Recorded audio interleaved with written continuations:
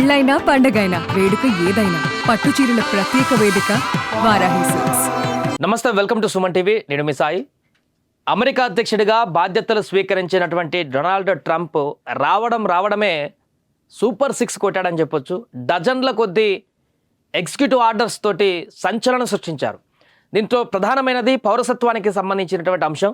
దీని ద్వారా అమెరికాలో ఉన్నటువంటి లక్షలాది మంది భారతీయులు ఇప్పుడు అక్కడి నుంచి సర్దుకొని ఇండియాకు రావాల్సిన పరిస్థితి ఏర్పడింది. సుమారుగా 15 నుంచి 20 లక్షల మంది భారతీయులు ఇండియాకి వచ్చేటువంటి పరిస్థితి ఏర్పడింది ఆ ఎగ్జిక్యూటివ్ ఆర్డర్ వల్ల. దీంతో ఎప్పటి నుంచో ఉన్నటువంటి ఒక కన్ఫ్యూజన్ స్టేట్కి క్లారిటీ ఇచ్చారు. ఇక నుంచి జన్మతః వచ్చేటువంటి పౌరసత్వ హక్కుని పూర్తిగా రద్దు చేస్తూ ట్రంప్ కీలక నిర్ణయం తీసుకున్నారు. సో దీని ద్వారా ఎంతమంది భారతీయులకు ఎఫెక్ట్ పడుతుంది, సో దీనికి సంబంధించిన పూర్తి వివరాలు ఒకటి చూసేటువంటి ప్రయత్నం చేద్దాం. సో ఉత్తర్వుల ఉప్పెన నిన్న అధ్యక్షుని పీఠం ఎక్కినటువంటి తర్వాత ఎగ్జిక్యూటివ్ ఆర్డర్స్ అని క్యాబినెట్తో, ఇప్పుడు మన దగ్గర క్యాబినెట్ నిర్ణయాలు తీసుకొని అందరూ పార్లమెంట్లో చర్చించి ఇట్లా బిల్లులు పాస్ చేస్తుంటారు. అలా కాకుండా అధ్యక్షుడికి ఉన్నటువంటి తనకున్నటువంటి పవర్ ఆధారంగా తనకు తానుగా సింగిల్గా ఇచ్చేటువంటి ఆర్డర్స్ని ఎగ్జిక్యూటివ్ ఆర్డర్స్ ఉంటారు, ఎవరు ప్రమేయం లేకుండా. అందులో పూర్తిగా డజన్ల కొద్ది ఆర్డర్లు నిన్న ఒకరోజే పడా ఇచ్చేసుకుంటూ వెళ్ళిపోయారు. దాంట్లో ప్రధానమైనది మన పౌరసత్వానికి సంబంధించి అమెరికాలోని లక్షలాది మంది భారతీయుల ఆశలపై నీళ్లు. అధ్యక్ష బాధ్యతలు చేపట్టిన తొలి రోజే ట్రంప్ సంచలనాలు. డజన్ల కొద్దీ పాలనా ఉత్తర్వులపైన వరుసగా సంతకాలు. ప్రపంచ ఆరోగ్య సంస్థ నుంచి కూడా, WHO నుంచి కూడా అమెరికా వైదొలిగింది, బయటకు వచ్చేసింది. పారిస్ పర్యావరణ ఒప్పందం నుంచి కూడా నిష్క్రమణ. గల్ఫ్ ఆఫ్ మెక్సికో పేరు గల్ఫ్ ఆఫ్ అమెరికాగా మార్పు. లింగ వైవిధ్యానికి చెల్లు, ఇక స్త్రీ పురుష లింగాలు మాత్రమే అక్కడ ఉంటాయి. ఫెడరల్ ఉద్యోగులకు ఇంటి నుంచి పని విధానం రద్దు. క్యాపిటల్ భవనం పైన దాడి నిందితులకు క్షమాభిక్ష. అదేవిధంగా వెస్ట్ బ్యాంక్లోని ఇజ్రాయెల్ సెటిలర్లపైన ఆంక్షల ఎత్తివేత. టిక్ టాక్ నిషేధం అమలు 75 రోజుల పాటు వాయిదా. ఫిబ్రవరి 1 నుంచి కెనడా మెక్సికో పైన 25% సుంకాలు. ఇలా ఊహించినటువంటి నిర్ణయాలతో దూకుడు పెంచారు. దీంతో అధ్యక్షుడి పీఠానికి ఎక్కినటువంటి ట్రంప్ మొదటి రోజే సూపర్ సిక్స్ కొట్టాడని చెప్పొచ్చు. దీని పట్ల భిన్నాభిప్రాయాలు వ్యక్తమవుతున్నాయి. పూర్తిగా ఎవరికైనా ఎక్కువ నష్టం జరుగుతుందంటే అది పూర్తిగా మన ఇండియన్స్కి అని చెప్పొచ్చు. ఎందుకంటే సుమారుగా 54 లక్షల మంది ఇండియన్స్ అక్కడ ప్రస్తుతం ఉన్నారు 2024 లెక్కల ప్రకారం ఇండియన్స్. సో వారందరిలో 34% అంటే అక్కడికి ఉద్యోగరీత్యా కానీ, లేదా విద్యార్థి వీసాల మీద కానీ, టూరిస్ట్ వీసాల ఇంకేదైనా బిజినెస్ వీసాల మీద కానీ అక్కడికి వెళ్ళి సెటిల్ అయిపోయినటువంటి NRIs యొక్క వారికి పుట్టినటువంటి పిల్లలు, అక్కడే అమెరికాలో పుట్టినటువంటి పిల్లలకి బర్త్ సర్టిఫికేట్ ఆధారంగా, అక్కడ బర్త్ ఆధారంగా ఇచ్చేటువంటి పౌరసత్వాన్ని పూర్తిగా రద్దు చేయడంతో 54 లక్షల మంది ఈ యొక్క భారతీయులలో, అమెరికాలో ఉన్నటువంటి వాళ్ళలో 34% మంది వీళ్ళే ఉన్నారు అక్కడ పుట్టినటువంటి పిల్లలు.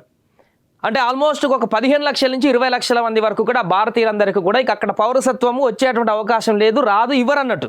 సో దీంతో వారి పరిస్థితి ఏంటి, వారికి సంబంధించిన ఏం చేయబోతున్నారు, వారు ఏం చేస్తారని అంటే చక్కగా ఇండియాకు రావాల్సిందే. ఇప్పటిదాకా ఉన్నటువంటి నిబంధనల ప్రకారం పర్యాటక ఉద్యోగి విద్యార్థి వీసాలపైన మరేదైనా కారణాల వల్ల అమెరికాకు వచ్చిన వారికి ఆ గడ్డపైన పిల్లలు పుడితే వారికి అమెరికా పౌరసత్వం, బర్త్ రైట్, సిటిజన్షిప్ సో వస్తుంది. ఆ హక్కు పైన వేటు వేస్తూ ట్రంప్ తొలి రోజే ఉత్తర్వులు జారీ చేశారు. అక్రమ వలసదారులను, అమెరికాలో పుట్టేటువంటి పిల్లలకు లభించేటువంటి పౌరసత్వాన్ని తమ ప్రభుత్వం గుర్తించదని ట్రంప్ పేర్కొన్నారు. అయితే ఈ ఉత్తర్వు రాజ్యాంగంలోని 14వ సవరణను విరుద్ధమని హక్కుల సంఘం ఆగ్రహం వ్యక్తం చేస్తున్నాయి. అయితే జన్మతా పౌరసత్వ హక్కు అందరికీ వర్తించదని, అందుకు కొన్ని నిబంధనలు వర్తిస్తాయని ఆ సవరణలోనే ఉందని ఎగ్జిక్యూటివ్ ఆర్డర్లో పేర్కొన్నారు. ఆ నిబంధనల ప్రకారం అక్రమంగా అమెరికాలో ఉండేటువంటి మహిళలకు జన్మించే పిల్లలకు ఆ పిల్లల తండ్రి అమెరికన్ పౌరుడు, చట్టబద్ధమైనటువంటి శాశ్వత నివాస హోదా లేనివాడు అయితే జన్మతా పౌరసత్వ హక్కు వర్తించదు.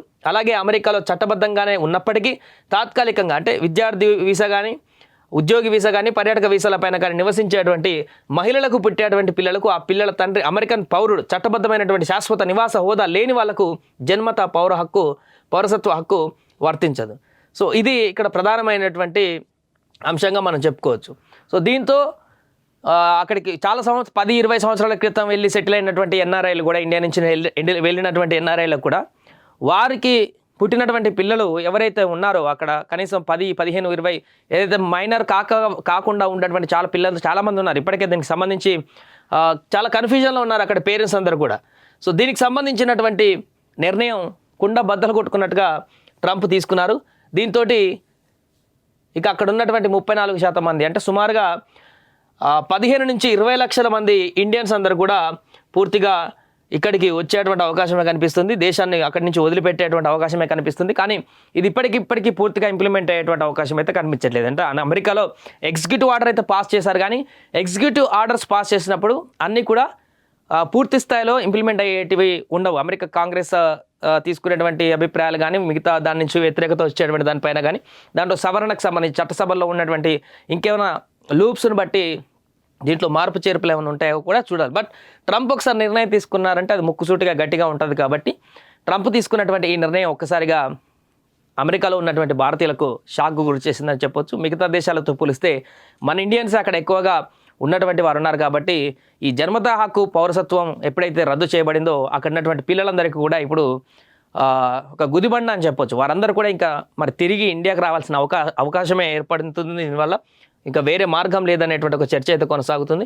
సో దీంతో ప్రస్తుతానికి అక్కడ తీవ్ర చర్చనీయాంశంగా మారింది ట్రంప్ తీసుకున్నటువంటి నిర్ణయం. మరి దీని పట్ల అక్కడ ఉన్నటువంటి ఇండియన్స్ కానీ లేకుంటే అక్కడ ఉన్నటువంటి అమెరికన్స్ కానీ అక్కడ ఉన్నటువంటి మిగతా రాజకీయ పార్టీలు కానీ ఈ విధంగా అభిప్రాయాన్ని వ్యక్తం చేస్తాయి. ఈ నిర్ణయాన్ని ముందుకు కొనసాగించేటువంటి ప్రయత్నం చేస్తాయా, లేకుంటే ఈ నిర్ణయానికి సంబంధించి ట్రంప్ ఇంకేమైనా వెసులుబాట్లు ఇచ్చేటువంటి అవకాశం ఉంటుందా? పౌరసత్వానికి సంబంధించి చాలా కఠినమైనటువంటి నిర్ణయాలతో ముందుకు వెళ్తామని ఎన్నికలకు ముందు ఆయన చెప్పారు. ఇప్పుడు కూడా అదే రకంగా మూవ్ అవుతున్న సందర్భంలో ఏమైనా కన్సిస్టెన్సీ ఇస్తారా లేదా అనేది చూడాలి. సుమన్ టీవీలో మీ పర్సనల్ అండ్ బిజినెస్ ప్రమోషన్స్ కోసం కింది నెంబర్కి కాంటాక్ట్ చేయండి.